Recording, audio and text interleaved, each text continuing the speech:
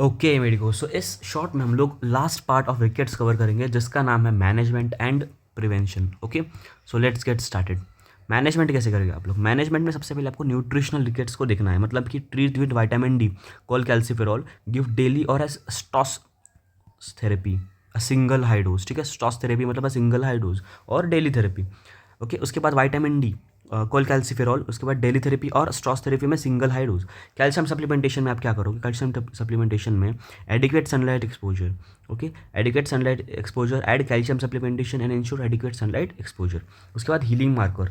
Healing marker में क्या होता है? The first sign of healing is a fall in ALP levels. Okay, this is very important for exam. ALP decreases first is a very important thing that you should remember in exam.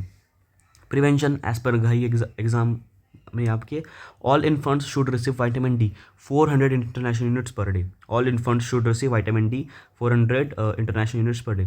उसके बाद sunlight और sunlight exposure plus a balance diet helps to prevent your rickets. Okay, उसके बाद NEET PG के लिए क्या है आपका? मोस्ट कॉमन कॉज जो होता है वो विटामिन डी डिफिशियंसी होता है ऑब्वियसली। उसके बाद most sensitive lab marker is ALP। Okay, most sensitive lab marker is ALP।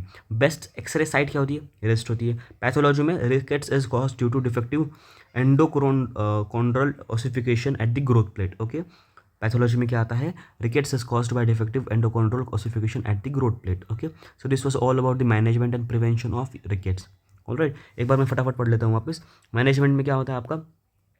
Treat with vitamin D, call calciferol, या तो डेली दो या स्टॉस थेरेपी दो। Okay, single high dose.